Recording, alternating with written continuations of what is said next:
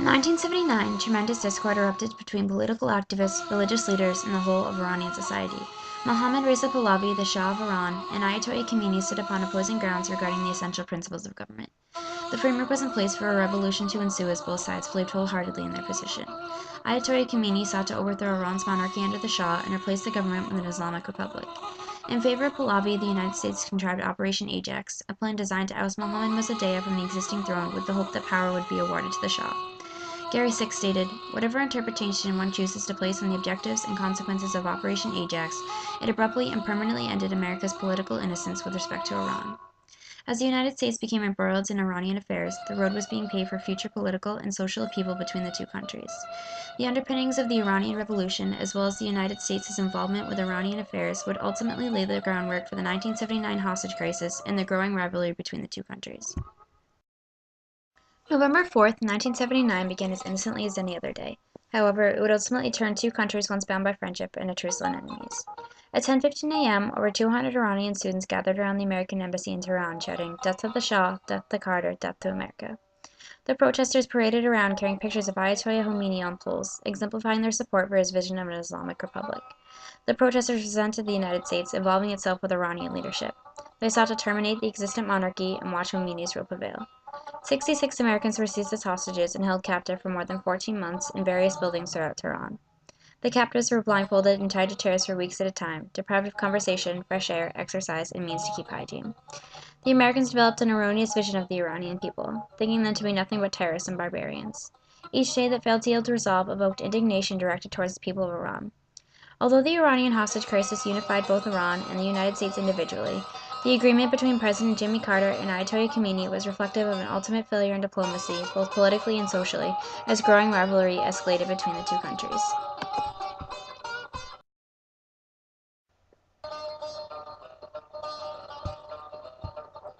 A once fractured Iran rapidly experienced cohesion under a common enemy as a result of the hostage crisis as well as Ayatollah Khomeini's triumphant reign.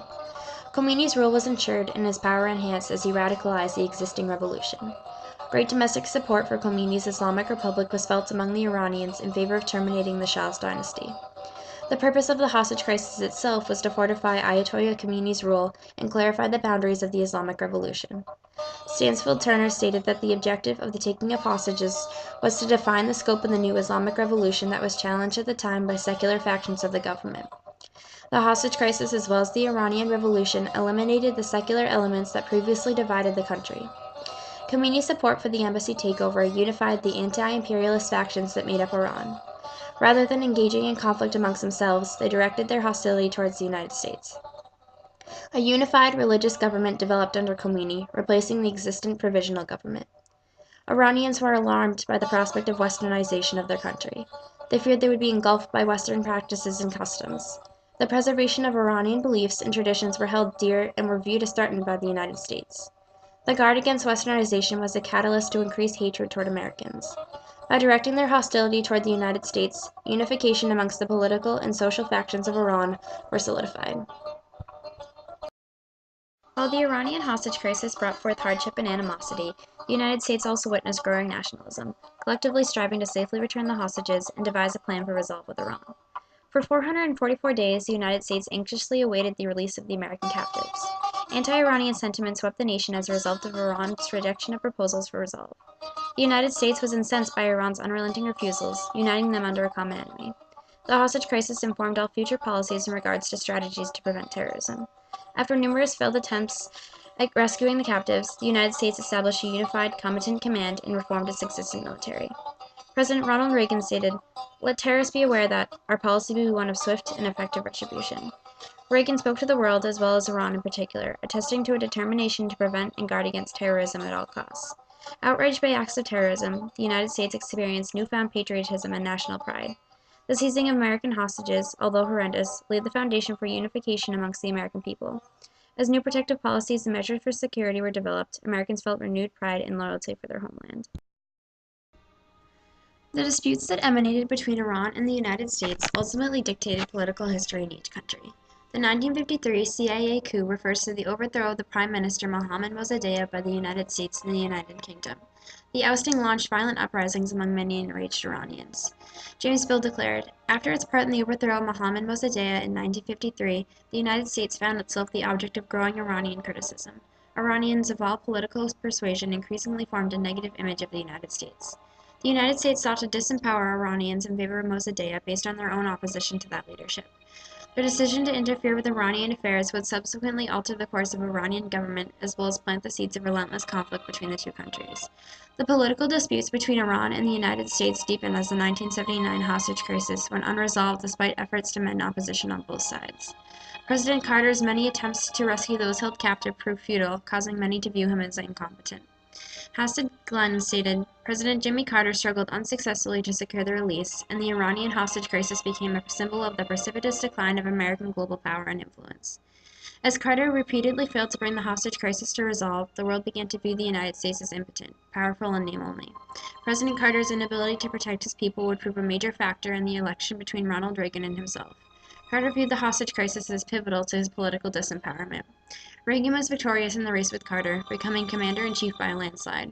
Only 30 minutes after Reagan's inauguration, the hostages were released and admitted into the United States. Credit for the hostages' safe return was falsely awarded to President Reagan. Paradoxically, Iran indirectly altered leadership in the United States, just as the United States directly took measures to overrun existing leadership in Iran. The Iranian hostage crisis was the catalyst of social disequilibrium between Iran and the United States, giving rise to anti-Iranian sentiment that would linger indefinitely throughout America. The hostage release in 1981 would not resolve the mistrust that took seed at the start of the siege. Directly after the crisis, the United States instituted broad economic sanctions against Iran, including a total embargo on all goods being shipped to the country. This would ultimately weaken Iran's position against Iraq, given that needed supplies could not be readily secured. Codependent dynamics were a bygone entity as trust became a missing element to civil relations. Several years later, ties with Iran were severed as this ongoing dissension continued to fester. Recently, the United States has accused Iran of developing nuclear weapons and promoting terrorism abroad. The United States views Iran as a force to be reckoned with as acts of terrorism appear commonplace and a potential threat to American security. As a result of the hostage crisis, the United States politicians often refer to Iran as the premier state sponsor of terror. The U.S. perceives Iran as a country comfortable with the use of violence, upheaval, and bedlam. Analysts claim that the United States government often fails to understand Iran's history and culture. Perhaps if the CIA had not overthrown Mossadegh's government, they might have a thriving democracy in the center of the Middle East. It has been 31 years since the United States has cut off all diplomatic, business, and military ties with Iran, exemplifying the continuing discord that exists between the opposing parties. As a result of the 1979 hostage crisis, Americans viewed their former cooperative ally as an enemy. "On that day, when the United States of America will praise us, we should mourn," stated Ayatollah Khomeini. Khomeini's words captured the anti-American ideology that would continue to sweep the nation for decades. To this day, Iranians exemplify Third Worldism, a combination of socialism and anti-imperialism that ultimately blames the West for the drawbacks in developing countries. Many Iranian people feel resentment toward Americans for involving themselves with Iranian affairs. Oftentimes, Iranian politicians have accused the United States of being the sole reason for their depravity, further inspiring anti-American sentiment throughout the country. Currently, Iran is seeking allies to rise up against the economic sanctions that have been imposed on them by the United States government. They hope to muster a sizable body of sympathy and votes for a strategy that in effect turns the tables on the West. Iran is desperately looking for ways to overcome the United States government, as well as the detrimental policies it has enforced on the country. Throughout the schools of Iran, Imam Khomeini preached to students that anti-Americanism was a national and religious duty. Anti-Americanism, as well as anti-imperialism, is often the center of student movements in Iran's history. As younger generations are being influenced by anti-American sentiment and rage, the rivalry is likely to continue for years to come. Today, Iranians continue to chant "Death to America" at public rallies and meetings, just as they once did on November 4, 1979. The harrowing relationship between Iran and the United States continues to remain the same even 40 years after the hostage crisis. The Iranian hostage crisis promoted patriotism in both Iran and the United States while severely undermining the relationship that once existed between the two countries. Despite the crisis's resolve in 1981, true diplomacy was never realized, causing political and social deterioration to intensify. Iran was incensed by the role the United States played in the overthrow of the Prime Minister Mohammad Mossadegh, giving way to the seizure of 66 American hostages. Under Khomeini's newfound rule, animosity directed towards the United States acted as a catalyst to increase cohesion amongst the Iranian people. Paradoxically, the United States also experienced growing unification in their conviction to resolve the hostage crisis. Each country began to view the other as an enemy to be reckoned with, leading to anti-Iranian and anti-American sentiment in each country respectively. Throughout history, every country that has risen up against another has felt righteous in their endeavors. Those risen up against feel abused, overpowered, and full of rage. Seeds of diplomacy fall on unfertile ground, given that each side feels victimized by the other. Lowell Bruce Langdon, a former U.S. Foreign Service officer in Tehran, had been captured when Iranian students stormed the embassy. On the day of his release, Langdon turned around and said to one of his captors, "I look forward to the day that your country and mine can have a normal diplomatic relationship."